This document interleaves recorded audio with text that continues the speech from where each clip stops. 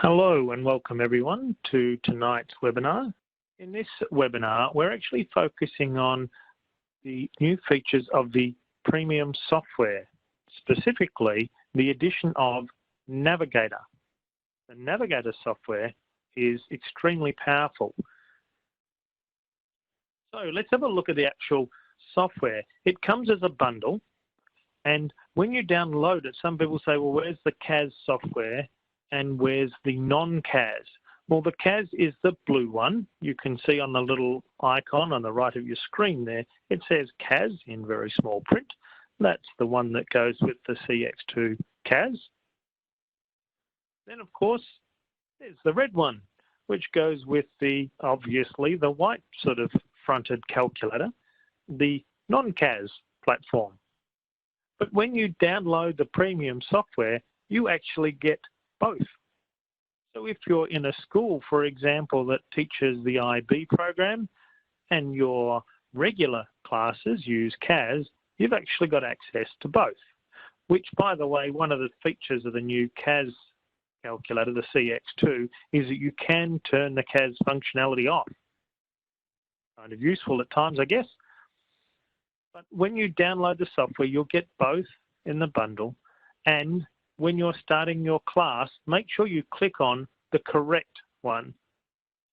So we're assuming now that you've actually downloaded the software and you've got it ready to run. You've launched whichever one that you're using, the CAS or the non-CAS version.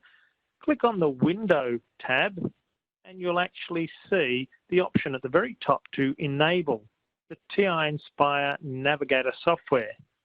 And once you've done that, you'll get a couple of extra tabs added to your software. Let me see if I can just swap across to the software to show you the extra tabs that get added.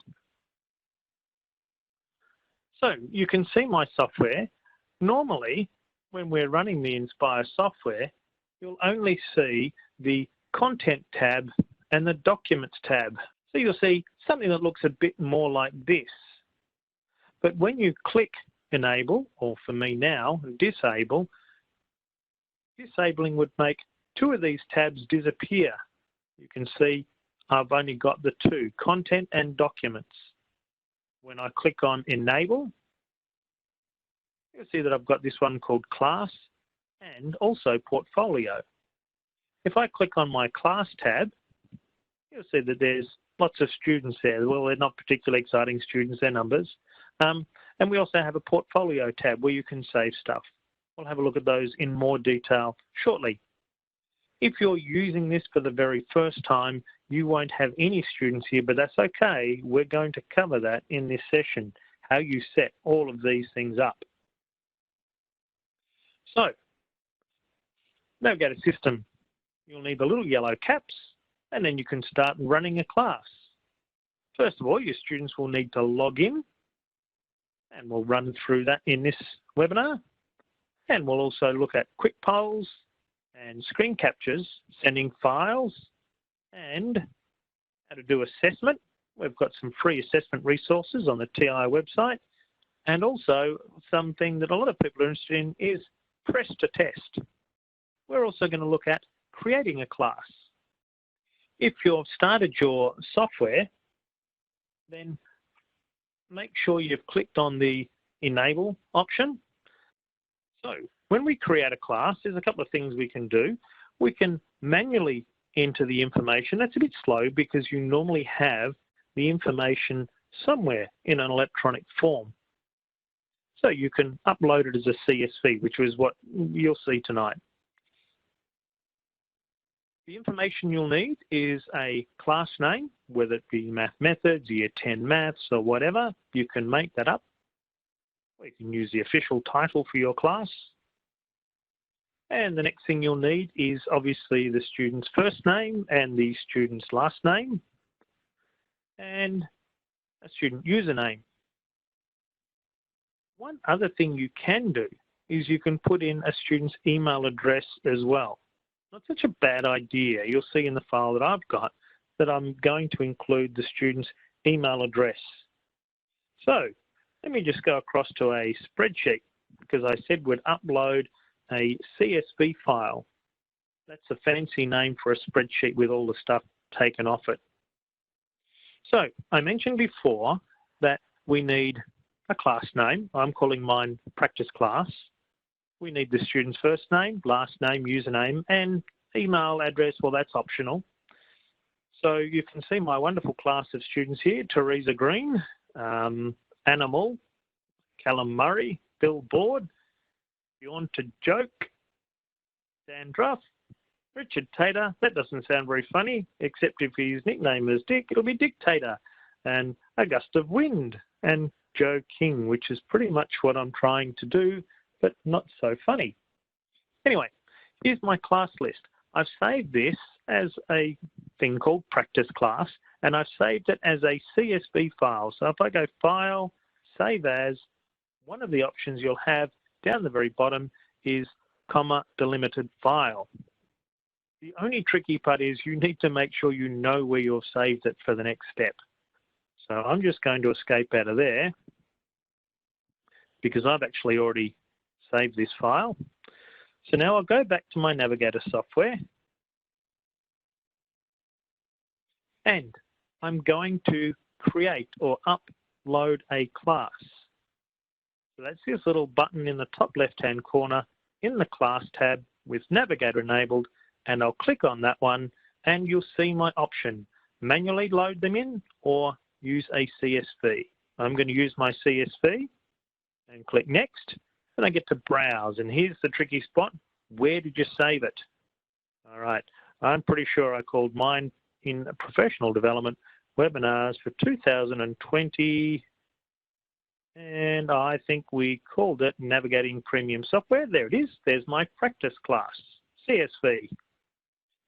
I'll click Open, and then Next.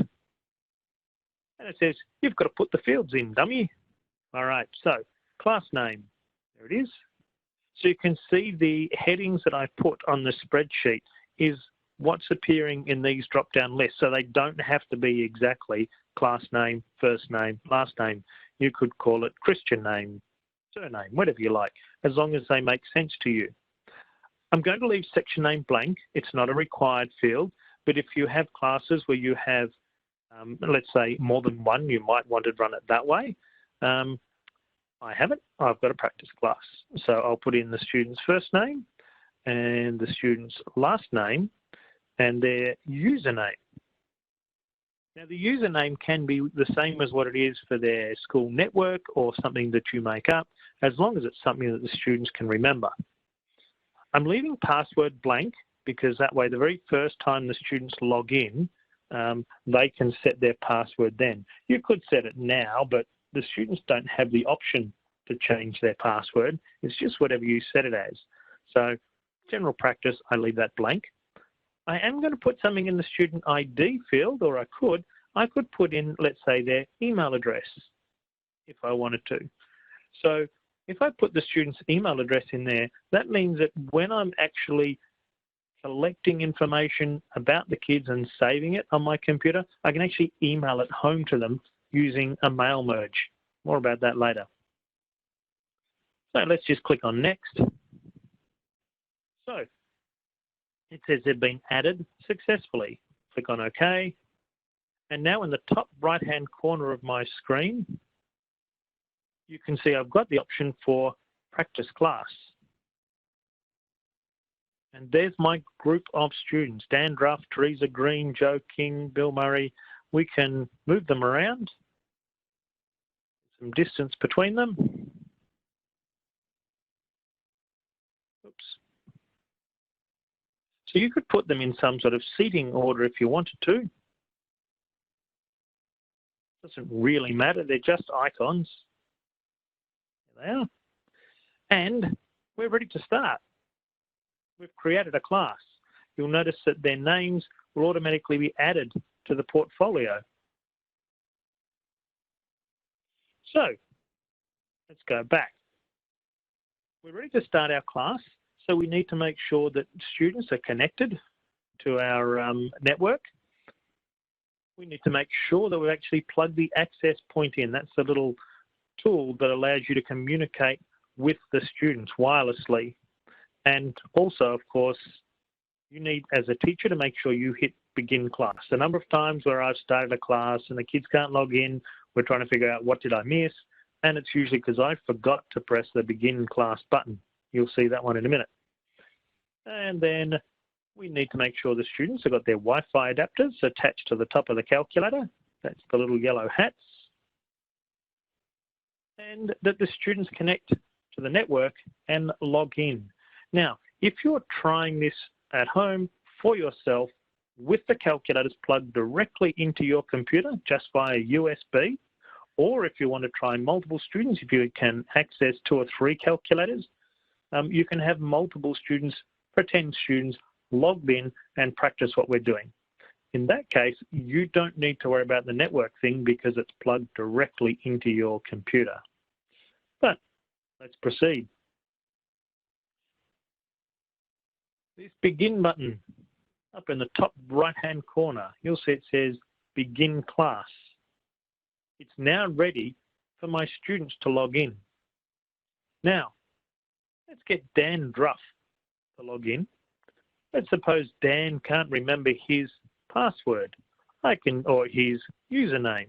I can just click edit and you'll see there's his details. If Dan Druff forgot his password, then I can just hit reset and it goes back to student choosers, or you could type it in there if you wanted to. If everyone in your class forgot their password, you can select the entire class and get them to all log in with their new password. So just bear with me for a moment. I'm physically doing this on a calculator at the moment, logging in Dan Druff, trying to talk and log in at the same time. I'm not good at multitasking, but let's see how I go. My calculator said successful. You'll also notice now that Dan Druff is no longer grayed out. He's appeared bold. So that tells you that he has logged in. All right, so I've got a couple of calculators here. I'm going to log a couple of them in. So I will show you just a moment exactly what it looks like as the student is logging in. I think we could have a gust of wind next. So gust of wind.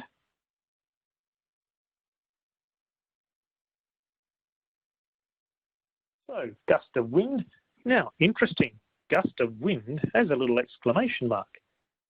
So if I hover over gust of wind, it will tell me that that handheld requires an OS update. I can actually do that through Navigator if I want to. I'm not going to do it now because we're in the middle of a session. Now, just as another bit of evidence, another calculator that I have here, this is an older one. This is a CX model, not the CX2, but it does still talk to the current software. The only difference you'll notice is if you use some of the new features in the software, such as the drawing canvas, for example, in a program, if you send that document out to a student with an older model, CX calculator, then they won't be able to access the new features. The document will be accepted, but it will just give syntax error or something like that when they try and use the features that are built into anything that you send them. But otherwise, it's going to appear as normal. Let's try animal. So I'm going to log in as Animal. AMU.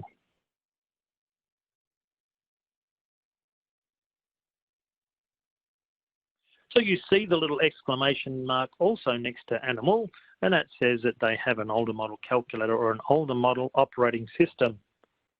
So I'm going to come back to this class capture, but what I wanted to show you, first of all, was what does it look like when these students are logging in?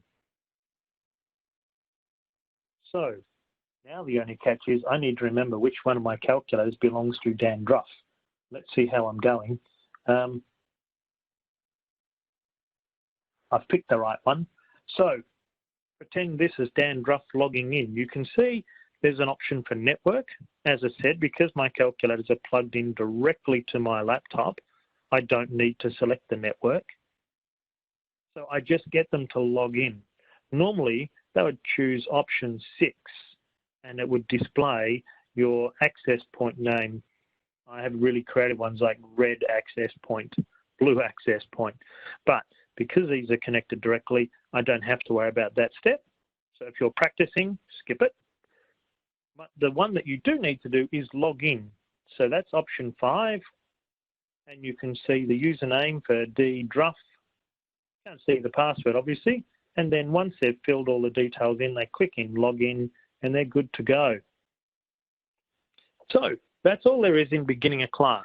You may think it takes quite a while, but I can tell you from practice, having done this for many years with students, is that the students have those little yellow caps on their calculators and trying to log in usually before you've even clicked the start button. So that's just a heads up. They're quicker than you would believe, mostly because they actually want to do this. All right, so our class is in session now. The students have logged in. We're ready to start doing stuff with the students. So the first tool you should practice with is the camera. That's the one I just clicked on to show you that you can see what's on a student's calculator. So that's the obvious one, which is just the class screen capture. You can see one student or every student in your class. These are static photos, but you can get them to refresh. I'll show you that in just a moment. But you can also save screens, and I'll give you an example of when and why you might like to save the screens. It's saved onto your computer, and you can track every image that's saved to any particular student at any particular time. It's actually a very powerful tool. And there's Live Presenter, which is also what I was just showing you. So you'll actually see a live result of what is going on one student's calculator. You can't make the whole class live present, but you can make one student presenting like a live video, just like the whole class is looking at their screen as those buttons are being pressed. And you get to see which buttons are being pressed. And what is another cool feature is you can also record that. So if a student's doing something particularly clever, or even if you just wanted to make your own videos.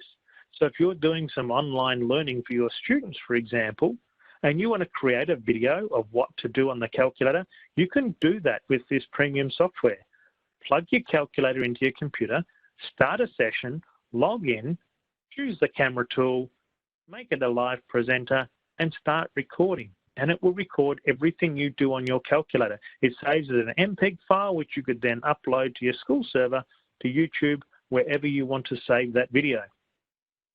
So let's go through a couple of the things, but I'll also show you an example on why you might want to save screens.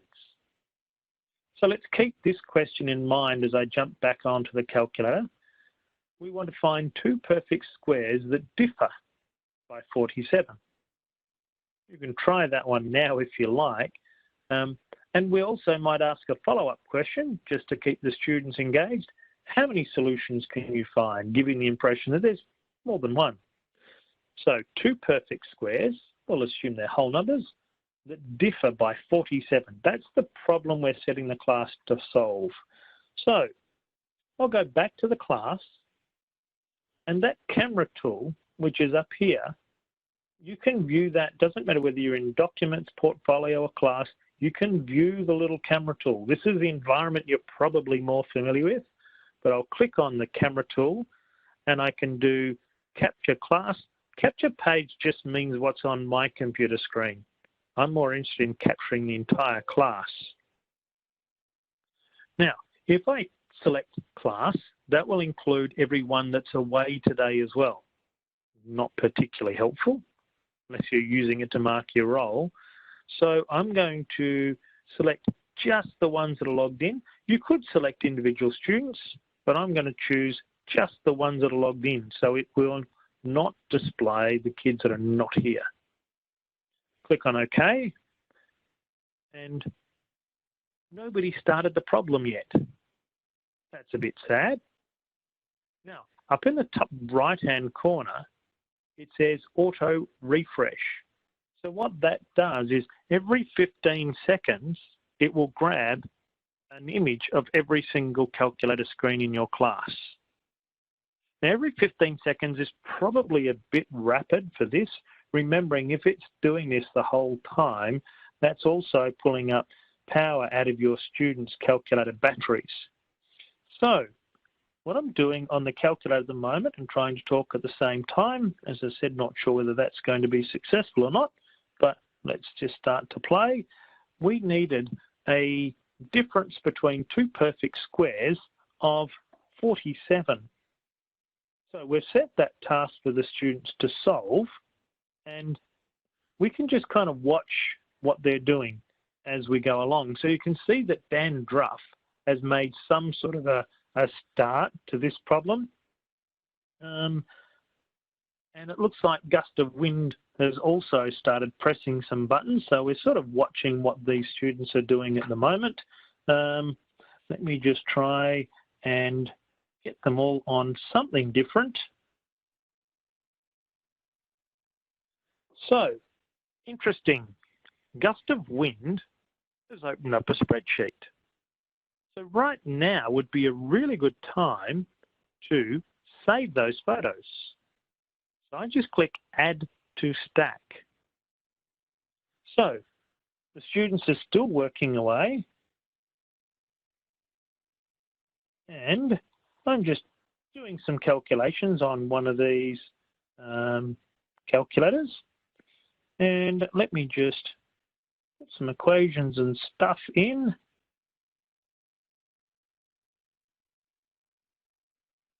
And I can see Gust of Wind is making some progress. Seems to have created a column called A.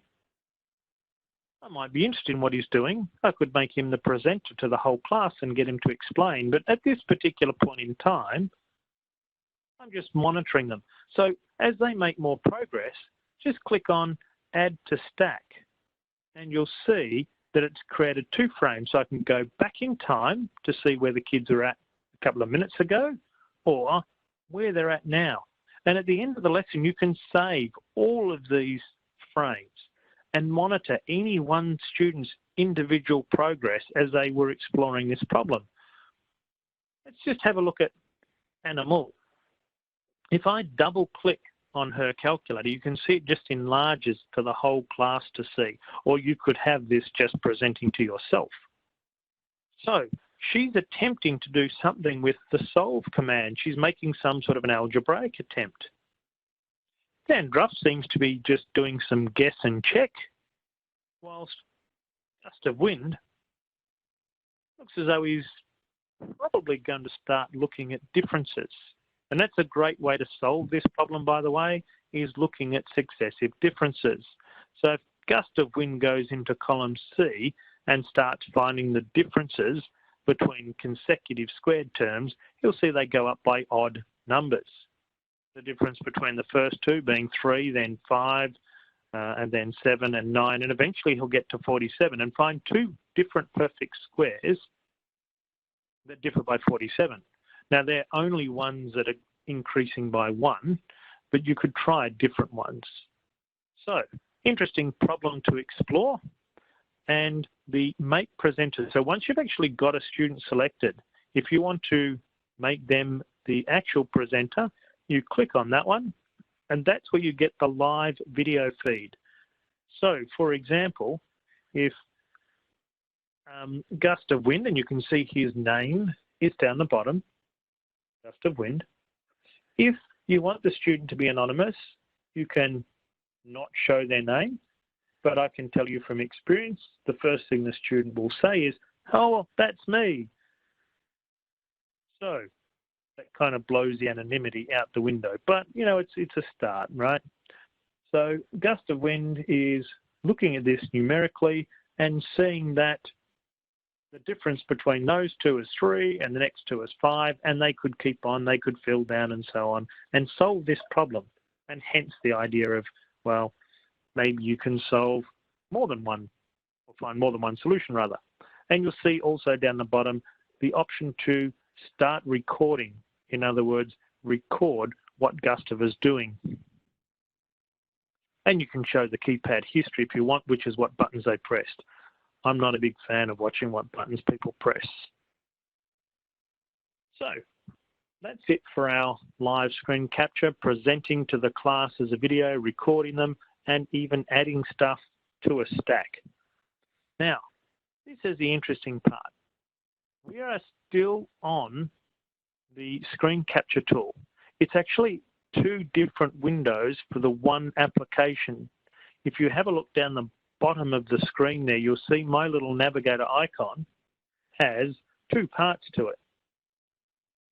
Oh, three actually, because the little network manager is sitting there in the background, which I launched before. It's off screen because I've got two screens running. But you can see there I've got my software, but I've also got the screen capture tool. If I click on that cross there, that is only getting rid of the capture tool. Do I want to save those? I'll say yes. And you can see it's going to save all of those stacks and click Save. So that's our screen capture tool.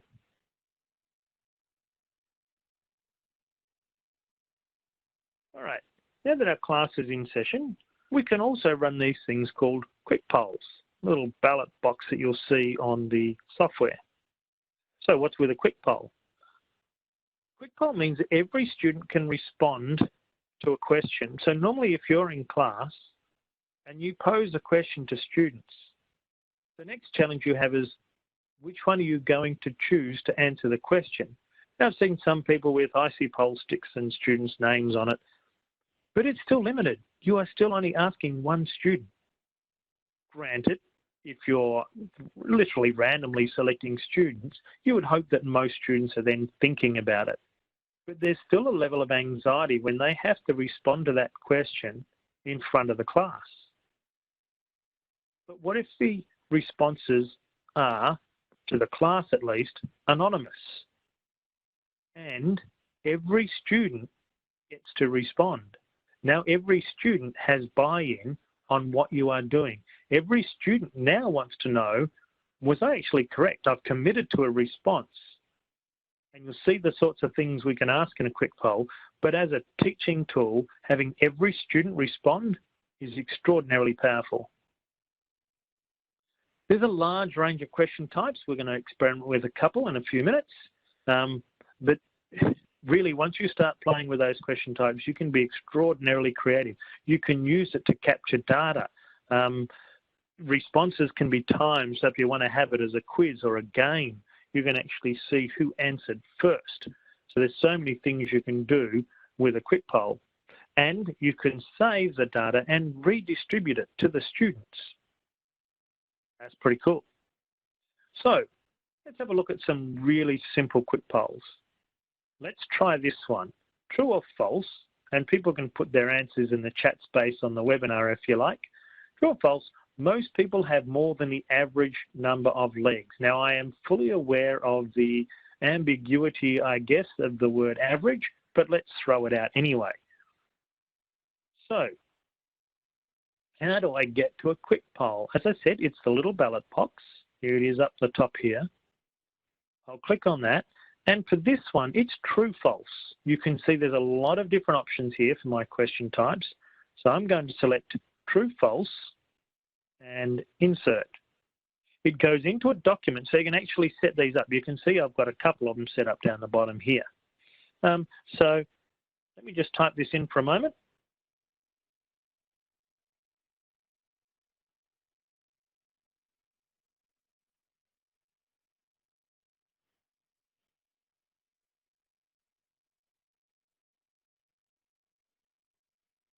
So I've typed my question. So how do I get it out to the students? You can see next to my ballot box, it says start poll. Now, here's where it might get a little bit confusing the first time you do this. The software jumps straight off the Documents tab. That's the one up here. It created a new tab called Review. It's launched that because you should be interested in how your students are responding. By default, it will go to the question, a copy of what that question looks like. But think of this a bit like a slideshow, where the second slide, as it says there, student data. Now there's no data yet because I haven't typed any responses in. But I can also see that none of the students are working. They haven't touched their calculator. The minute they start pressing buttons on the calculator, it will actually say working. So it will tell you that students have actually started to do stuff on the calculator, that they've made some sort of an attempt to answer that question. You can see while I've been talking, I've touched one of the calculators and there's a response starting to happen. They haven't sent it in yet. 0 out of 3 have been submitted. So what does it look like on the student's calculator? I can go back and we'll do the screen capture, which we did before, just the kids that are logged in. And you can see, this is what it looks like on the student calculator. So if you're practicing this the same as I am, USB cord plugged into your computer, you can do both. You can be the teacher, send the question to the students, see what the students will see, and submit the response. So this student here, let me just pop them up a bit bigger.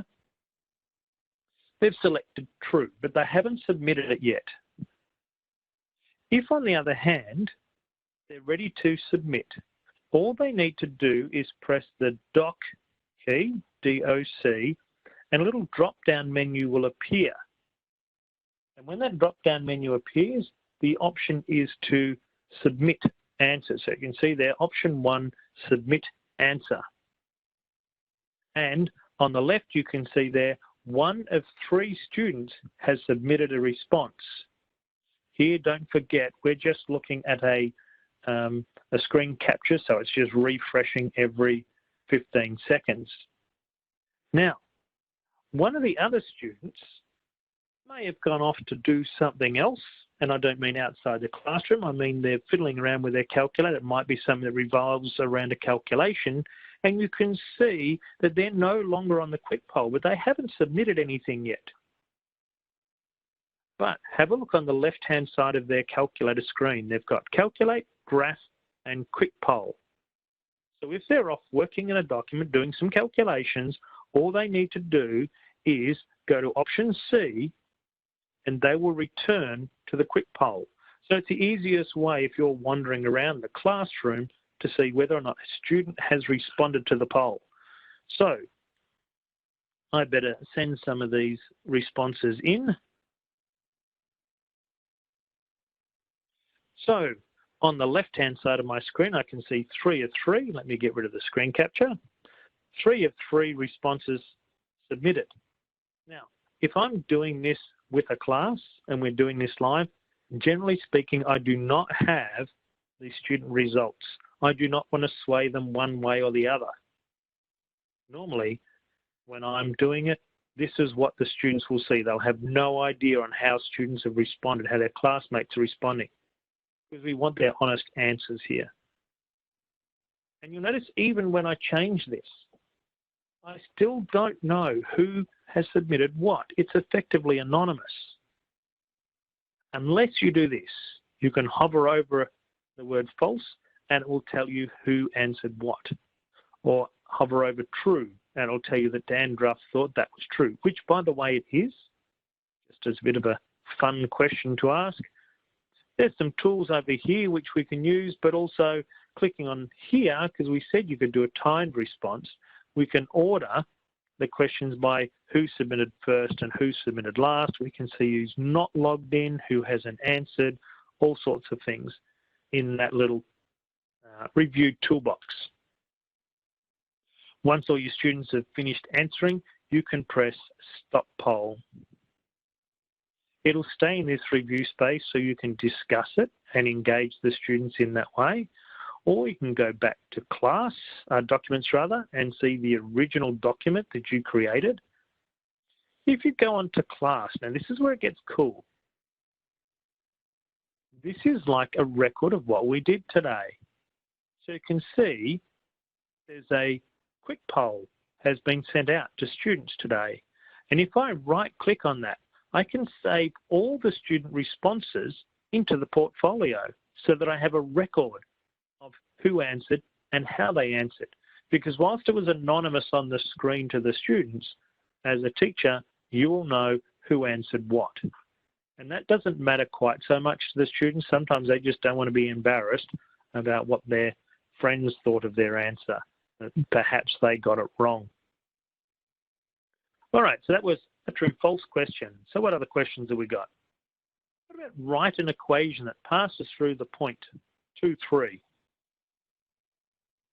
So can we get them to submit an equation? Of course we can. I'll go back to my document one. I can get rid of this. I don't need to save it. In fact, let me get rid of a couple of these other ones.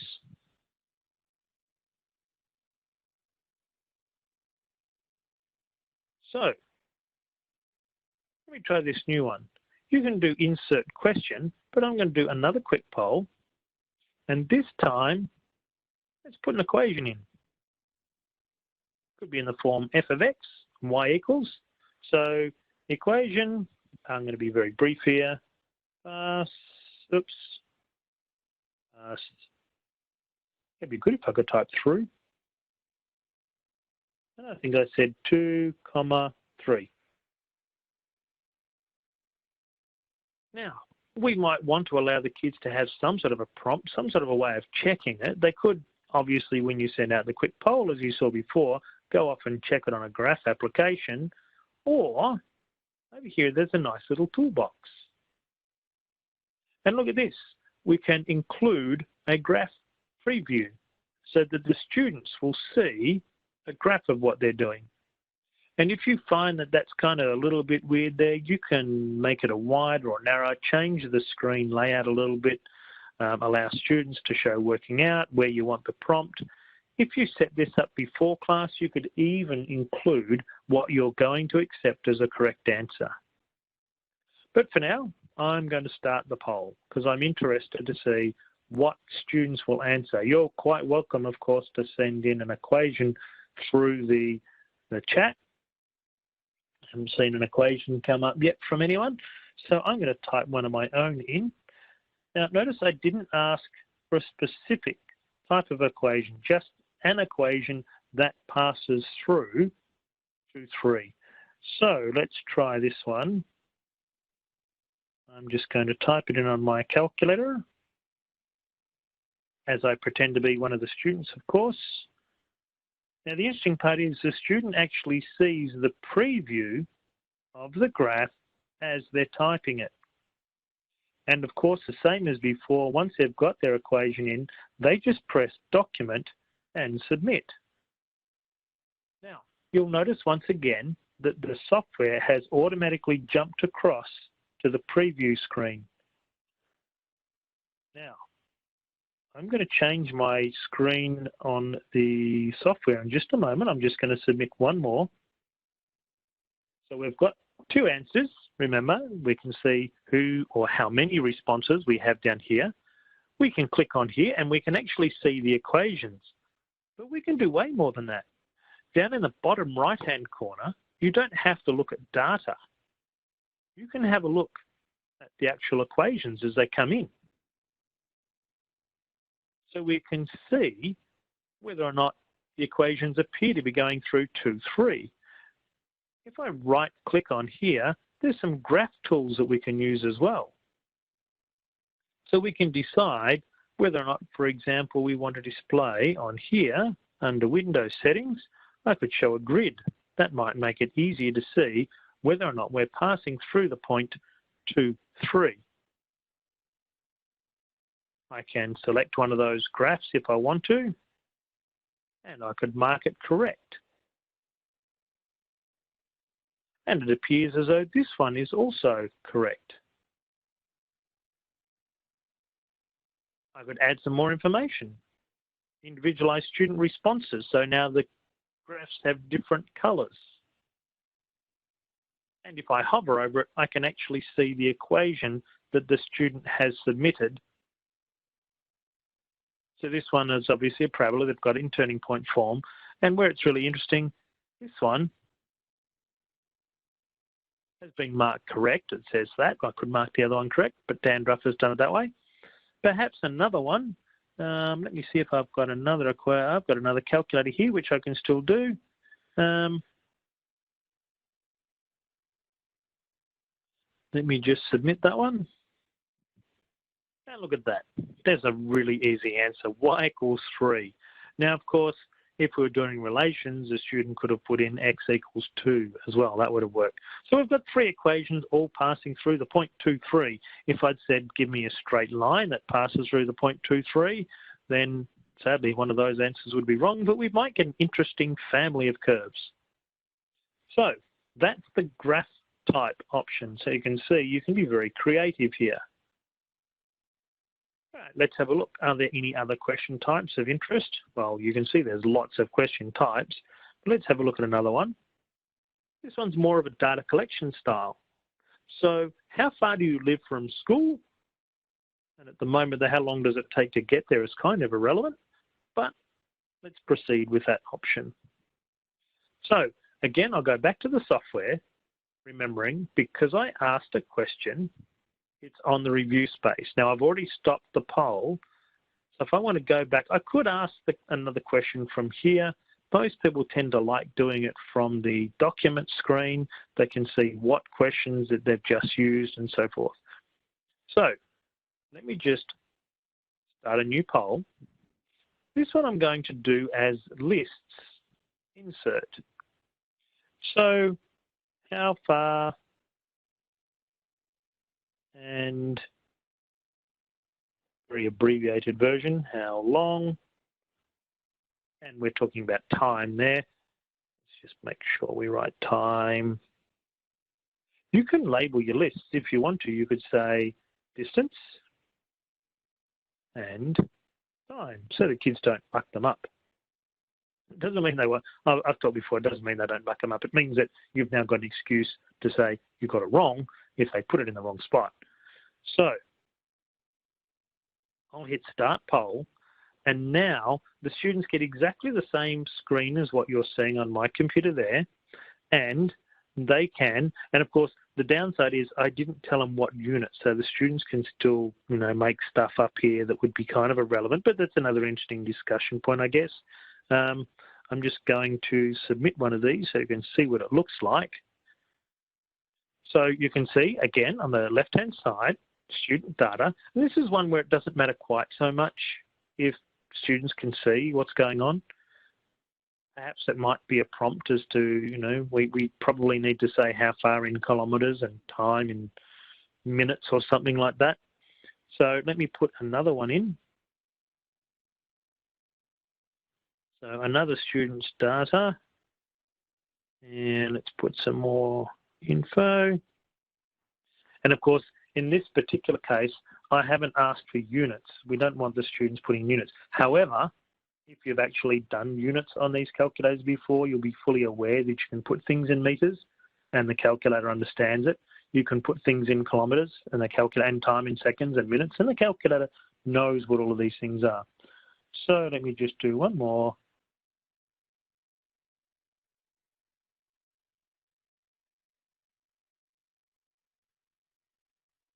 So now I can see we've got a table full of data. If I right-click, I can copy the data or copy the entire table, or I can send it to a new document or insert it in the current document. I'm going to create a new document so you can see it jumps back to my documents, and it's created a new document called document. So let me just go File, Save As, and let's just call this travel. So I have a document called travel. I can also stop the poll because everybody's answered. But here's the cool part. I can now send that data to every single student in the class. So I'll send it to all the students that are logged in today.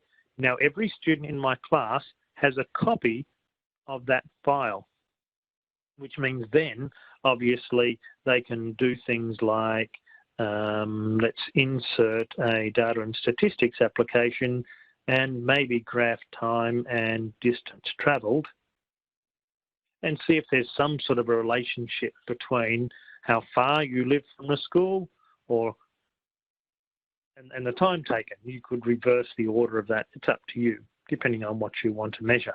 You might be, if you're looking at distance and time, if you put time along the horizontal axis, obviously the slope of the graph will give us an idea of the speed at which they're travelling. Interesting that these first 2 points, that would be a very, very steep line, whereas that one is somewhat shallower.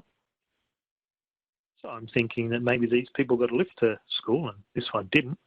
But either way, that is the data collection option by getting students to fill in a table or a list. And as you saw, you can actually save the results.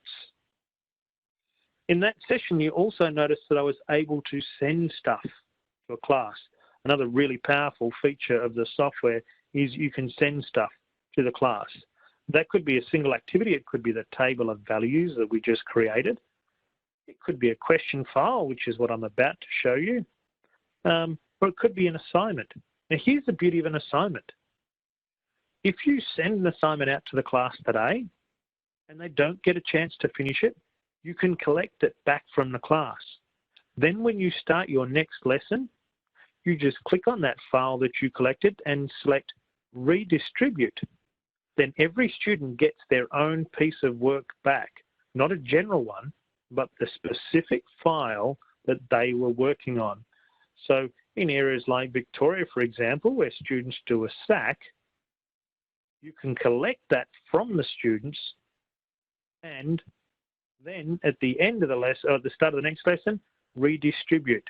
And you can delete the original file from the student's calculator. In fact, if you put the entire class in Press to Test, which you'll see in a moment, then they don't have an option. It gets deleted as soon as they exit Press to Test. So the kids walk out of the classroom and they have no files from that lesson. They are all saved on the teacher's computer. So let's have a look. I'm going to go onto the TI website and demonstrate to you. This is the TI Australia website. Under here, let's have a look under Senior Curriculum. And I'll jump into Victoria and let's have a look for mathematical methods. Lots of stuff under here. Here's an activity on circumcircles. Here's one on the unit circle, pendulum swing, domain and range of a function. I'm going to select that one. And you'll see that there's some files, domain and range TI-Nspire file. It's now loaded up on my computer. So I can just open it and there it is. That's how long it took. It's opened the file and I've got it on my computer. Now I want every student in the class to have it. I select the little button, send to class. I'm just going to send. Now, if you send it to the whole class, not just logged in. So I'm going to uncheck that option and I'll click finish. Now, let me show you another cool thing. Because we have a class here, if I select this item, look what happens. Anyone that did not receive it, now this could be the next lesson, but the kids that were away today, they're going to show up as red because they never received that document. And then you can resend it to those kids that didn't get it in the first place. So that's kind of like, oh, I didn't get the handout from yesterday. Here, let me send it to you. You don't have to send a kid to rush back to your desk and grab all those extra handouts that didn't get distributed yesterday. So that's a cool feature, I think. Now, every single kid in the class has now got a copy of that document. And if I right-click on them, they've done some work on it, I can collect from the class. And you see there's a little blue arrow saying collected from class. And now I have a copy of every single student's piece of work. Obviously, they haven't done anything on it because I didn't do anything with it at that particular point in time. But let's go back to the website. I'm going to jump back here a little bit and let's just jump out of there. Let's have a look if I've got anything in calculus. There's a few activities in there. There's some in algebra. And there's some peculiar ones here that have this funny little tick icon on them. Let's jump into one of those. A linear equations review test, 1A. It says it's aligned to a particular textbook, the sorts of questions. And it says TI-Nspire test. So I'm going to click on that one. It's downloaded in the bottom left-hand corner of my screen. I'll click on it. It launches in the software. It's changed to computer view, but I'm just going to change it back to calculator view. And it gives the students some instructions and there's some questions for them to answer. These are much like the quick poll questions, but there's a difference. Over here in the toolbox, you'll see that there's actually a correct answer already determined. So if you're doing this, you don't want to show that part to the kids because then they'll know what the right answer is. But here's how the document starts. I would suggest changing it to the handheld keypad on the left-hand side. Now I'm going to send that file out to all the students in the class. And again, you make the decision whether you want to send it to just those logged in or the entire class. Now, every single student has got a copy of that test and they get to choose whether they're going to open it or what they're going to do to it. And once they've opened it, it's just giving me all these prompts. Do I want to save my current file? I've got to select no on all of them. I'm pretending to be, half a dozen different students here. So I'm going to do the very first question on each of these calculators, just to give you some idea. I better make sure some of them get it wrong. I know that's really sad, but we need some of them to get the question wrong, just so you can see what goes on. Now, unlike the quick poll, I can't see what the students are doing at the moment in terms of how far progressed they are. I could do a screen capture and just monitor them, but be wary if you're doing that and you're projecting to a whiteboard or something, the kids can see what everyone's doing in the class, and that's not a good idea. So, it's end of the lesson. Here's my linear equations task that I just, or test that I sent to the students. I am going to right-click on that and I'm going to collect it from the class. Now, if I don't want the students to have a copy of it, I can also delete it from their calculators. So that's the one I want to delete. Next, finish. And now every single student's calculator says transfer is complete, all files have been transferred, and also they've been deleted, so now the students don't have a copy of it. But I can now open it in review space. There's my first question. Let's just change back to handheld view. There's my first question. And there's the student data. I can see it's already marked them for me. If there's 10 questions, it's picked them up, marked them, give me a slideshow that I can go through and see how students went on every single one of these questions. I can hover over any one of those questions. But the one tab which we haven't touched yet is this portfolio. So let me just go back to the class tab. And when I right-clicked, you'll notice that there's, other than the open and review space to see how the students are going, I can hit Save Selected to Portfolio. Now this is particularly cruel because I only did one question on each student's calculator, but you can see it's already graded them for me as well. It's given me the class average of 7%. That's a bit disturbing. Dan Druff got the one question correct. There's 10 questions on there, so he's got 10% of them correct. Animal didn't get anything right, and Gust of Wind did. But you've corrected the whole class's tests, and it's now time to go through and review those responses with students. You can open up any one of those students' tests and edit it. You can make corrections to it. If you accidentally made a mistake, not that you would because you're a classroom teacher, you can make corrections to those tests as well if you accidentally got one of those questions wrong.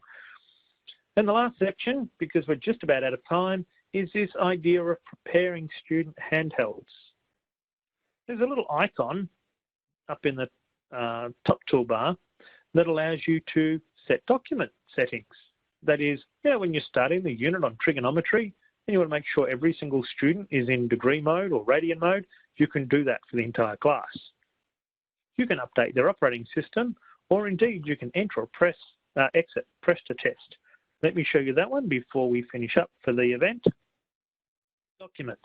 You can access it from class, you can access it from portfolio. It's this little icon up here that says prepare handhelds. It looks like a calculator with a little cogwheel, and I'll click on that.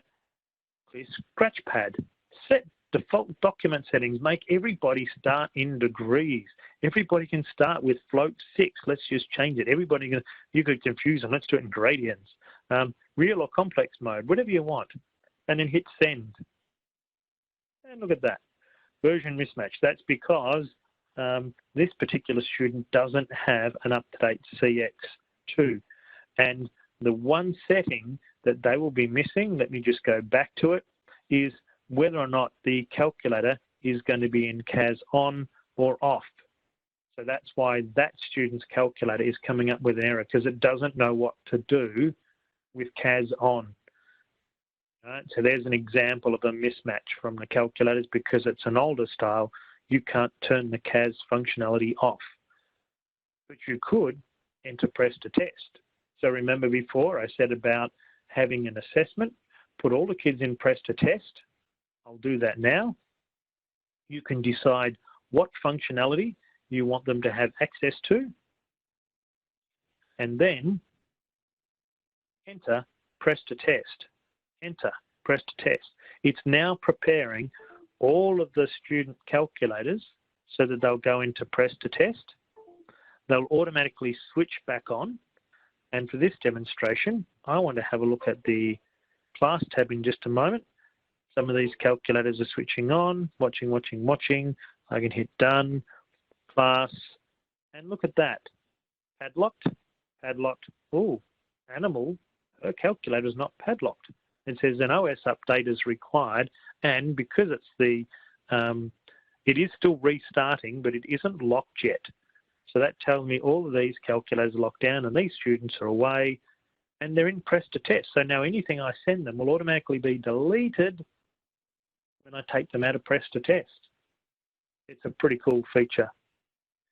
Now, that CX calculator is still restarting. It's just a sign of how fast the CX2 is. They all restarted already, but the CX, it's a little bit slower and it's almost there. You can hear my computer going blip blip as it's booting back up. And it's booted back up in press to test, and there's Anna with a padlock on her. And the best thing is, I can take them all out of press to test now. It's the end of the lesson, and now they're all going to disappear out of press to test. And as it's the end of the lesson and the end of our webinar, I can't see any questions on the chat. I think they've all been responded to. Hopefully they have. And hopefully everybody's got something out of this session. It is being recorded, so time to get out your calculator, fire up your premium software, and practice some of the things in this webinar, because you can just replay it at any time you like. Use it to go back and review. How do I do that graph thing? How do I do that screen capture thing? I'll put some quick links on the YouTube video so you'll be able to jump to those sections. But that's all for this evening. Hope you enjoyed it, and make sure you let your students know that we're actually running a whole series of webinars on specialist maths, mathematical methods, and general and further mathematics for students. Thanks for joining us.